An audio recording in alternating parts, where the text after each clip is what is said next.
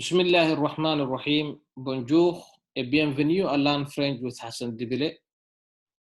Ku soo dhow inaad Faransiiska la barato Hassan Dibile. Maanta waxaan baran doonaa insha Allahu tacaala hore ayaa usoo barnay article indefini oo ka koobneed a une iyo de. A iyo un waa kasoo hadalnay, den hadda ayaa ka hadlaynaa.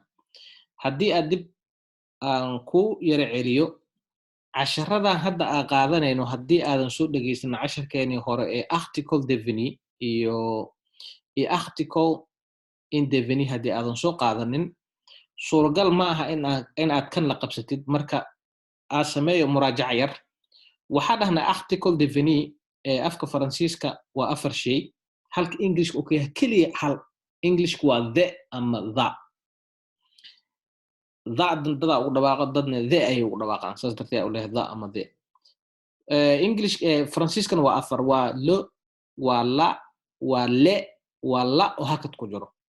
Waxaa dhahnay le waxaa loo isticmaalaa labka, la'na waxaa loo isticmaalaa dhadiga, le'na waxaa loo isticmaalaa waxyaabaha jamaca ah, la oo hakad ku jirna waxaa loo isticmaalaa marka uu xarafka ka bilowdo marka uu ereyga ka bilowdo xaraf ama he markuu ka bilowdo oo luqadda Faransiiska ash lagu dhaho. Okay, le iyo la hakad ku jiro isticmaalkooda aad ayuu u fudud yahay. Wax kastoo macnaha oo jamac ah waxaa isticmaalee le ay isticmaalaa. Les pommes, tufaaxyada. Les voitures, gaarida. Les tables, miisaska. Le waa fududaa. La apostrofene waa marka uu xaraf ka bilowdo ha ama ereyga uu ka bilowdo ha ama xaraf. Kasoo qaad tusaale maxaa ka mid ah l'hôpital, l'homme, l'ordinateur. Good. waxaa yara adag lo ila le waxaa loo isticmaalaa labka, la'na waxaa loo isticmaalaa dhadiga. waxyaaba inay dhadig yihiin maxaa ku kasaa 75% afka Faransiiska haddii xarafka uu ku dhamaado oo annaga luqadda Soomaaliga aan u naqaana 75% waa dhadig. Tusaale tomate, table, chaise markii oo ku dhamaado, inkastoo ay jiraan sharciye yar hore ayaa usoo sharxay. maxaa ku kasaa xarafka inuu dhadig yahay? wax kastoo aan ku dhamaano waa inta badan 75% iyagana waa lab waaye. Okay, maanta maxaa qaadanaa marka? Maanta waxaa qaadanaa de maxaa loo isticmaalaa jamaca. haddii erey oo yahay haddii oo erey singular oo yahay ama keli oo yahay, haddii aragto jamac inaad ka dhigto waxaa isticmaalee de.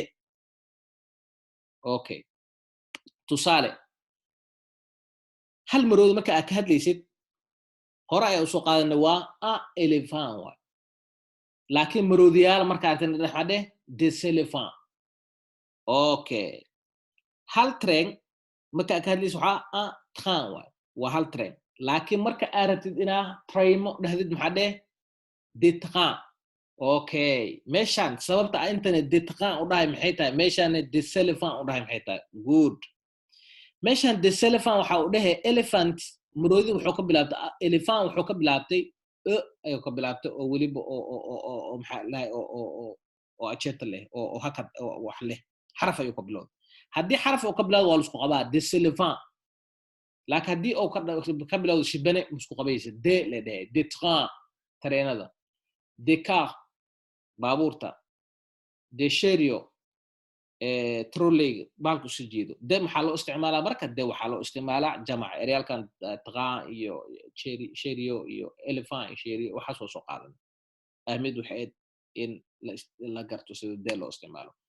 tusaale a parapluie waa hal umbrella waay. haddii aad rabto umbrellayal na maxaa dheh de parapluie umbrellayal. a banc waa hal bench, miiska dheer lagu fadhiisto, de banc waa miisas. a velo waa hal baaskiil. marka aad rabtid inaad dhahdo baaskiilo waxaa dheh de velo. une orange waa hal orange. haddii aad rabtid inaad dhahdo orangeyaal waxaa dheh des orange. sababtaa isuu qabto maxay tahay? sababtoo orange waxay ka bilaabtaa xaraf. une balle waa hal banooni. marka aad rabtid inaad dhahdid maxay banooniyaal maxaa dheh de balle.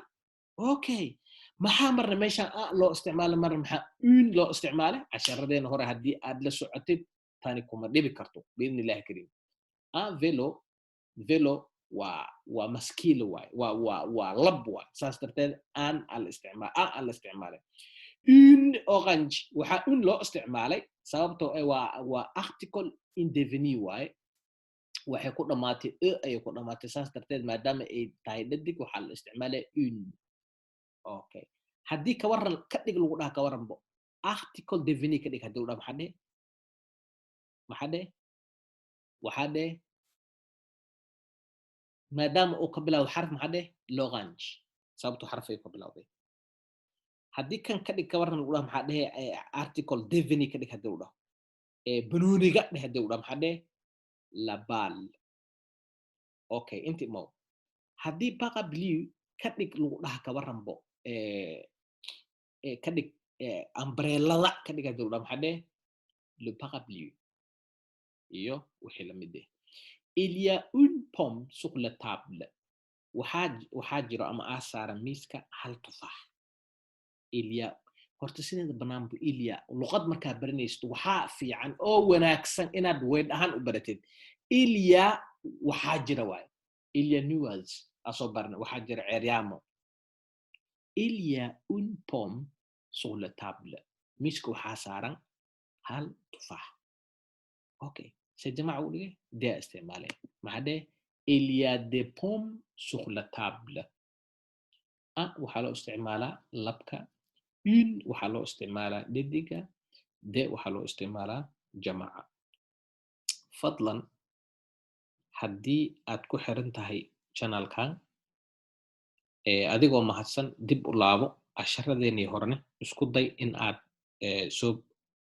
la soo qabsatid article deveni iyo article indeveni si oo deen kugu fududaato haddii aad nagu cusub tahay walaal adigoo mahadsan subscribe saar